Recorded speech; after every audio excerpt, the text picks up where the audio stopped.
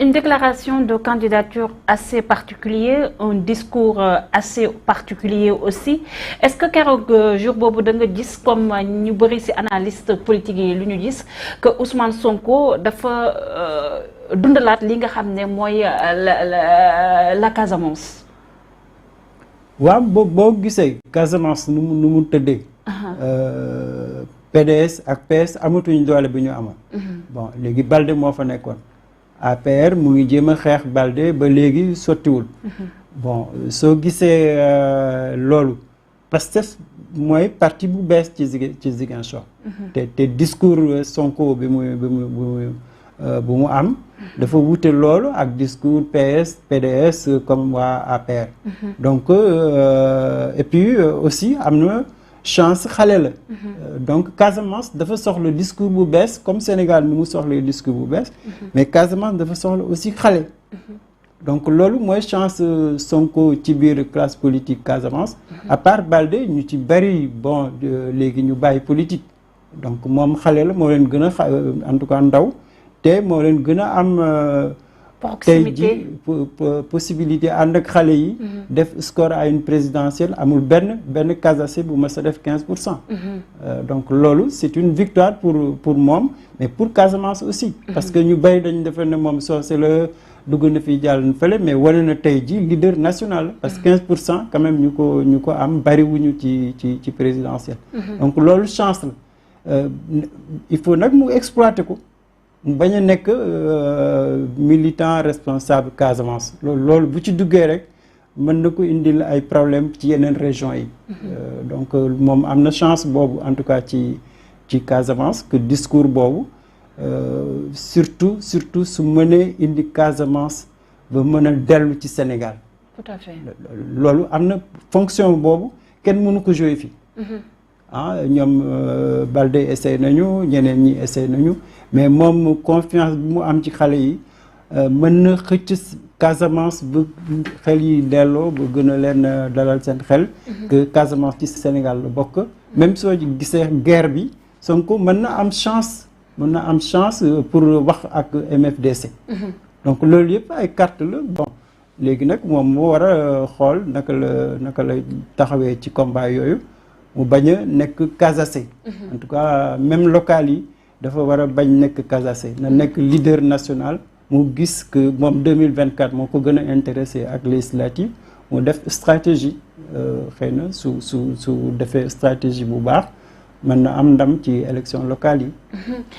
Benoît Samb candidat bu Benno Bokk Yaakaar foofule si Ziguinchor un fils aussi de la Casamance mais est-ce que yaakaar nga ne carrément il est assez fort pour mën a dékku ki nga xam ne mooy Ousmane Sonko. non avantage Benoît mooy que dafa jege président Macky Sall mooy président APR loolu moo tax ñu tànn ko. homme de confiance la. loolu c'est une chance mais aussi waa APR ànd nañu ak moom waa Benno aussi ànd na ak moom. bon donc sur le plan politique moom am na soutien président parti bi. am soutien coalition bi am na expérience aussi électorale. donc loolu ay chance. mais par contre assise lu ñuy wax assise sociologique Benoît jotul toog ba am base ci Casamance. muy Ziguinchor muy yeneen gox yi. mësul am responsabilité politique.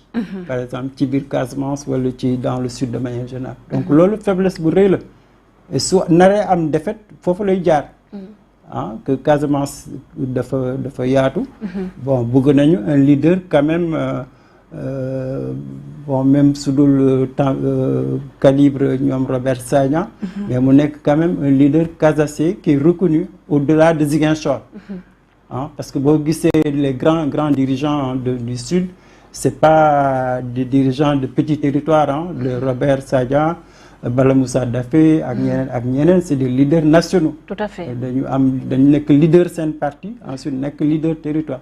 Benoît defe naa bon en tout cas loolu mooy faiblesse am. bon maintenant c'est vrai mënuñu wax ne que dina perdre mais problème bi mooy naka la nar a defee campagne. parce que c'est ça def naa daal su defee campagne bu baax am APR am Benno am ñu ànd ak Macky Sall mën na jàll mais su fekkente ne mënul taxawal APR mënul taxawal Benno gisuma naka la mën a gagner Sonko wala Baldé. ñu jàll si leneen mais des ba tey si élection locale yi pour ne pas dire c'est investiture yi suspense bi nag yàggoon na si quand ki nga xam ne mooy Khalifa Sall leader bu taxawu Ndakaaru maintenant mu rejoindre avec son équipe la coalition Yewwi Askan Wi si ñaari ay nitam kii di Khalifa kii di Barthélémy Dias ak Soham El Wardini mais finalement la conférence des leaders bu coalition Yewwi Askan Wi pour ne pas dire ki nga xam ne mooy Khalifa Ababacar Sall jox na Barthélémy Dias pour mu diriger la mairie de Dakar mu nekk seen candidat est-ce que nekk na décision boo xam ne daf la bett. non bettuma parce que bon Khalifa Sonko Moustapha Sy ay politique lañu. Barthélémy teel na wax candidat la. ñu ba ñëpp dégg ko soo gisee coalition boobu nu mu tëddee coalition politique la ñooñu jàppale Barthélémy moo leen gënal jàppale Wardini. Pourquoi? Parce que Wardini bokkul ci taxaw dëgg-dëgg bokkul ci coalition bi amuñu rapport humain comme Barthélémy ni ñu ko jegee puis Barthélémy mu ngi xeex depuis des années ci wetu Khalifa nekk gannaaw Khalifa. mais la dame aussi Soham El Wardini mun nañu wax ne femme de confiance kii nga xam ne mooy Khalifa Ababacar Sall am na médiation yu bëri nga xam ne defoon na ko au niveau du palais pour kii nga xam ne mu génn donc du coup est-ce que nekk une sorte de trahison wala comme ni que Khalifa Ababacar Sall waxee dafa amoon pression est-ce que mënuñoo wax ne kii di Barthélémy Dias dafa def forcing aussi. non mais non c'est vrai que moom Barthélémy yàgg na ak taxaw yàgg na ak Khalifa xam na aussi waa Pastef jege na waa Pastef bi mu gisee élection locale yi di ñëw dafa teel a wax moom xamoon na ne que am na chance pour nekk candidat parce que boo àndee ak Pastef moom lay jàppale boo àndee pur la lay jàppale am na ñu bari ci biir taxaw moom rek la ñu gis parce que Khalifa nekkul candidat donc moom xamoon na température opposition bu nekk ci gannaaw Khalifa donc amoon na soutien boobu mais comme ni nga wax xaw na yàkkamti parce que Wardini jigéen la Wardini ku am expérience ku jege Khalifa la ku nekkoon ci opposition donc kooku balaa ngeen di xeex da ngeen war a réfléchir bu baax a baax. tout à fait. parce que am na lu mu leen mën a indil. donc dañu waroon négocier ak moom Barthélémy surtout ak Khalifa dañu waroon négocier ak moom pour xool pour et contre. mën na leen par exemple boo gisee ni mu tëddee nii tey jii jigéen ñi Wardini lañ jàppale.